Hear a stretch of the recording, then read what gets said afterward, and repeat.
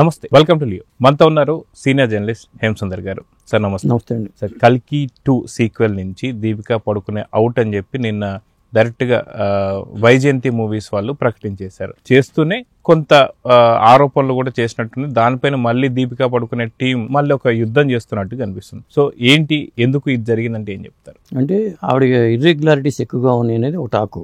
ఎందుకంటే ఇంతకుముందు స్పిరిట్ నుంచి బయటికి పంపించారు. ఇప్పుడు సందీప్ రెడ్డి వంగ వాళ్ళు వద్దనుకున్నారు. అక్కడే సందీప్ రెడ్డి వంక ట్వీట్ చేయడం తెలిసిపోతుంది. ఇప్పుడు ఇక్కడ దాకా వచ్చింది. అంటే ఆవిడ బిహేవియర్ ఎలా ఉంటుంది, షెట్లో ఎంత డిమాండ్స్ ఉంటాయి, ఎలాంటి డిమాండ్స్ ఉంటాయి అనేది వీళ్ళకి అవగాహన ఉంది కొంత.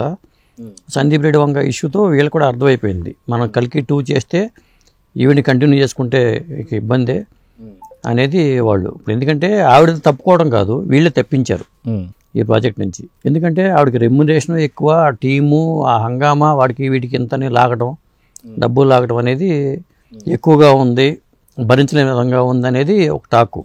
అందువల్ల వీళ్ళు వద్దనుకున్నారు.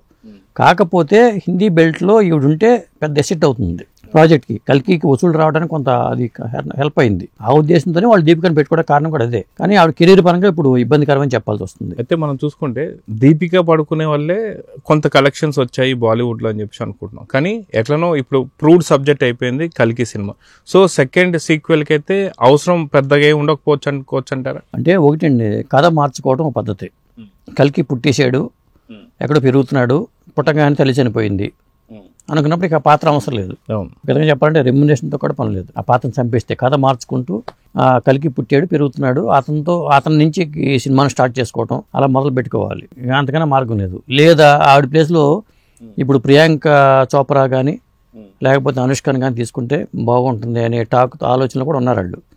అదేంటంటే ఆర్టిఫిషియల్గా ఉంటుంది. దీపికా పదుకునే ఆ ప్లేస్లు చూసి ఇప్పుడు ఒకటో కృష్ణ రెండో కృష్ణ లాగా నాటకాల వరకు ఓకే, సినిమాల్లో అది వర్కౌట్ అవ్వదు. రుతురాగాలు వచ్చినప్పుడు దాంట్లో కూడా సీరియల్స్లో మార్చారు, ఆ ప్లేస్లో తీసి ఇంకోటి ప్లేస్లో పెట్టారు.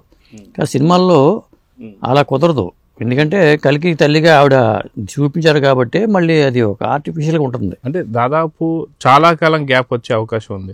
ఇప్పటికే కొంత షూటింగ్ జరుగుతుందని, లేదు షూటింగ్ ఇంకా స్టార్టే కాలేదని కొంత వార్తలు. దాదాపు 2 సంవత్సరాలు వచ్చే ప్రాజెక్ట్ లో ఖచ్చితంగా దీపికా పడుకునే గుర్తు పెట్టుకుంటారనుకోవచ్చా? సీక్వెల్ ఏదైతే ఉందో అక్కడ కొన్ని గతంలో జరిగిన కొన్ని సీన్స్ లో అనుష్క అయితే అనుష్కని, లేదంటే మడుకు మీరు అన్నట్టుగా వేరే హీరోయిన్ పెట్టి సో ఆ యొక్క ఆనవాళ్ళు చూపించి ప్లే చేస్తే ఎలా ఉంటుంది అంటారు? అంటే మదర్ సెంటిమెంట్ మెయిన్ ఎమోషన్స్ ఉండాలి కాబట్టి కొంత వేరే వాళ్ళు పెట్టి చేస్తే మాత్రం కొంత ఇబ్బందికరమేనండి. అది ఆర్టిఫిషియల్గా ఉంటుంది తప్పితే న్యాచురల్గా ఉండదు. అంత పెద్ద ప్రాజెక్టులో ఇది ఒక మచ్చలాగా మిగిలిపోతుంది. లేదా ఒకవేళ ఆవిడ కూడా దిగొచ్చి నా కెపాసిటీ ఇంతే, నాకు వయసు అయిపోయింది, ఇప్పటికే నాకు అవకాశాలు రావడం గొప్ప అని ఫీల్ అయ్యి ఆవిడ తగ్గి కొద్దిగా మార్చుకుంటే, ఇప్పుడు ఇది నేను ఎఫెక్ట్ స్పిరిట్ ఎఫెక్టు, ఈ సినిమా కల్కి 2లో ఎఫెక్ట్ ఖచ్చితంగా ఆవిడ కెరీర్ మీద పడుతుంది. ప్రతి ఒక్కరు కూడా అప్పుడేదో బాలీవుడ్లో నెంబర్ 1 హీరోయిన్ అందరూ అవకాశాలు ఇచ్చారు, కానీ ఇప్పుడు అట్లా ఉండదు. టైం ఎప్పుడు ఒకలా ఉండదు. ఆర్టిస్టులకి ఖచ్చితంగా ఆటోమేటిక్గా మారే అవకాశాలు ఉంటాయి. మారి తగ్గి చేస్తే మళ్ళీ ఒప్పుకుంటే వీళ్ళు తీసుకునే అవకాశాలు ఉంటాయి. ఎందుకంటే ఈ ప్రాజెక్ట్ కూడా ఇప్పుడు స్టార్ట్ అవుతుంది తెలియదు. ఆవిడకి సంబంధించిన సన్నివేశాలు లాస్ట్లో కూడా చేయొచ్చు. అవసరం అనుకుంటే కొన్నాళ్ళ పాటు వీళ్ళు డ్రామా కూడా ఆడొచ్చు.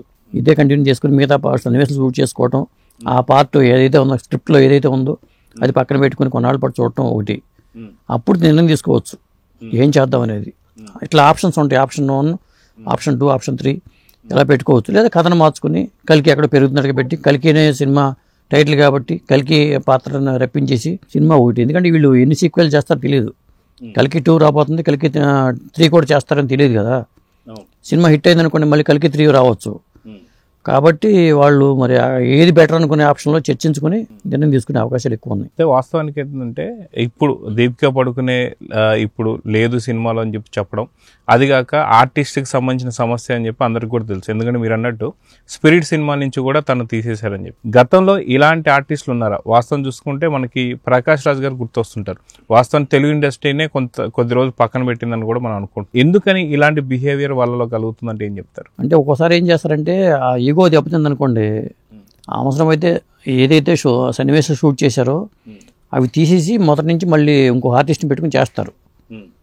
అడ్వాన్స్ ఇచ్చిన డబ్బులను రాబట్టుకుని వేరే ఆర్టిస్ట్ రీప్లేస్ చేసుకుని మళ్ళీ షూటింగ్ చేస్తారు. ఇట్లాంటి అవకాశాలు ఉంటాయి. ఒక జనరల్గా దివ్యభారతి అనే ఆర్టిస్ట్ చనిపోయినప్పుడు ఒక సినిమాకి అప్పుడు రమ్మని తీసుకొచ్చి రీప్లేస్ చేశారు, పోలికలు ఉన్నాయనే ఉద్దేశంతో. అట్లా కూడా చేసే అవకాశాలు ఉంటాయి. ఇంకోటి ఏంటంటే ఏఐతో చేయొచ్చు. ఇప్పుడున్న మనకు బెస్ట్ ఆప్షన్ ఏంటంటే ఏఐ వచ్చింది.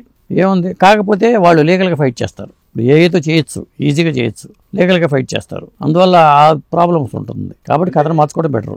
అయితే సమస్య అనేది సినిమా యూనిట్ తో సమస్య అంటారా, లేదంటే దీపిక పడుకున్నతోనే సమస్య అంటే ఏమంటారు? అంటే దీపిక పడుకునేతో సమస్య అనేది టాకు. ఎందుకంటే స్పిరిట్ లోంచి తప్పించారంటేనే ఆవిడ ఇర్రెగ్యులర్గా ఉంటుంది. ఆయన అన్ప్రొఫెషనల్ అనే మాట వాడారు సందీప్ రెడ్డి వంగ.